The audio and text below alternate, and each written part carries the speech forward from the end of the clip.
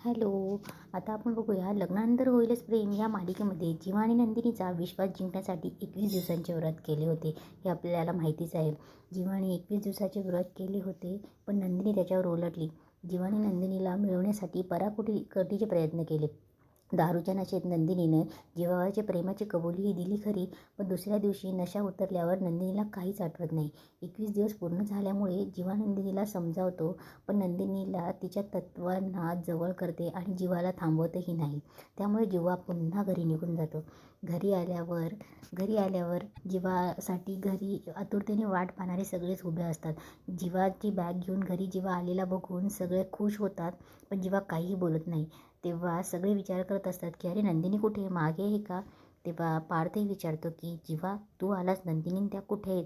तेव्हा जीवा बोलतो की नंदिनी कोण कोण नंदिनी? तेव्हा जीवा बोलतो की जेव्हा जीवा असं बोलतो तेव्हा पार्थ बोलतो की असं काय बोलतोयस? त्यामुळे जीवा सरळ तिथून रागारागाने निघून जातो. कोणालाही काही समजत नसतं. तेव्हा पार्थ आणि ते पुन्हा जीवाला समजायला जातात. तेव्हा जीवा पार्थला सरळच बोलतो की तू काही वेगळा आहेस.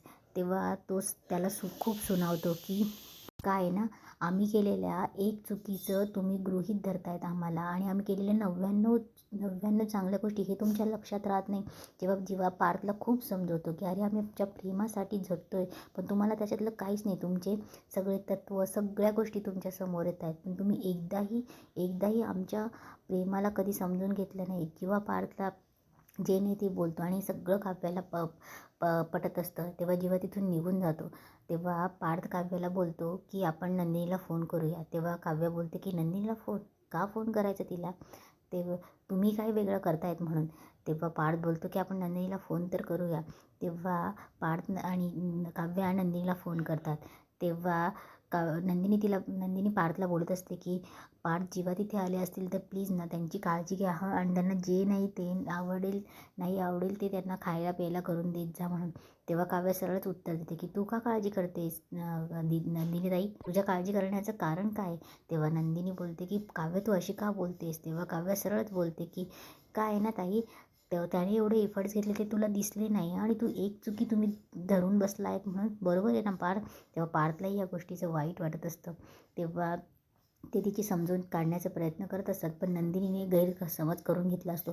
नंदिनीला असं वाटत असतं की जीवानेच तिला दारू पाजली आहे, असं तिच्या वडिलांनी सांगितलेलंच असतं. काव्याला या सगळ्याच्या कंटाळ्यामुळे ती नंदिनीचा सरळ फोन कट करून देते. इकडे दुसरीकडे जीवा त्यांच्या रूममध्ये असतो आणि नंदिनीच्या आठवणीत कुढत बसलेला असतो. त्याला गुड्डूचाही फोन येतो. गुड्डूही त्याला सांगत असतो की जीवा भैया तुम्ही निघून गेले आणि तुम्ही मला ठीकसे बायही नाही केला म्हणून. तेव्हा गुड्डू जीवाशी बोलत असतो. तेव्हा जीवाही गुड्डूला समजावून सांगत असतो की हे बघ गुड्डू, तू आणि तुझ्या पिंकीमध्ये असे गैरसमज करून घेऊ नकोस म्हणून. तेव्हा गुड्डू त्याला सांगत असतो की जीवा भैया तुम्ही खूप चांगले आहात, तुम्ही माझ्यासाठी खूप काय केले.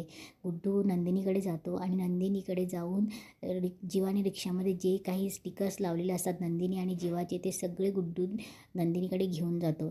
तेव्हा नंदिनी विचारते की गुड्डू भैया तुम्ही कुठे चालला आहात? तेव्हा गुड्डू त्यावेळेस तिला सांगत असतो की मी चाललो आहे, मी आता तुमच्या आणि जीवाचं प्रेम बघून मी जेव्हा पिंकीला सांगितलं तेव्हा पिंकीने तिच्या गोष्टींमध्ये माघार घेतली.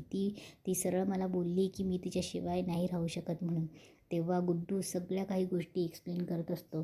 तेव्हा गुड्डू आत्तापर्यंत झालेल्या सगळ्या गोष्टी तिला सांगत असतो. तेव्हा गुड्डू सांगायला सुरुवात करतो नंदिनीला की नंदिनी भाऊजी, तो अंघोळीचा व्हिडिओ पोस्ट केला होता ना, तो जीवा भैयाने नाही, तो पोस्ट मी केला होता. तेव्हा झालेला सगळा प्रकार गुड्डू तिला सांगत असतो. आणि माझी नोकरी जाऊ नये म्हणून जीवा भैयांनी माझा आरोप स्वतःवर घेतला. तेव्हा तो तेही सांगतो की चिठ्ठीचं पण तेच झालं होतं. चिठ्ठी जीवा भैयांनी जरी लिहिली होती ना, तरी चिठ्ठी लिहिणारे हे तुमचे फॅन्सच होते. पण काय झालं होतं त्या दिवशी, चिठ्ठी माझ्याकडनं पाण्यात पडली आणि तुम्हाला वाईट वाटू नये, तुम्हाला खरंच या चिठ्ठ्या येतात हे दाखवण्यासाठी जीवा भैयाला ती चिठ्ठी मीच लिहायला लावली होती. आणि दारूचंही सांगत असते की दारू प्यायचं जीवा भैया तर दारूला शिवतही नाही. जेव्हापासून तुम्ही त्यांना समजवलं तेव्हापासून कडू काढा प्यावा लागतो म्हणून जीवा भैया दारूला हातही नाही लावत. त्या दिवशी माझीच चुकी झाली. मी रिक्षामध्ये दारूची बॉटल ठेवली होती आणि तुम्ही पाणी समजून ती प्यायलात. हे सगळ्या गोष्टी जीवाच्या गुड्डू नंदिनीला समजावून सांगत असतो, तेव्हा नंदिनीला रिअलाईज होत असतं की आपण किती चुकीचं वागलोय म्हणून. आणि इथेच आजचा एपिसोड संपतो.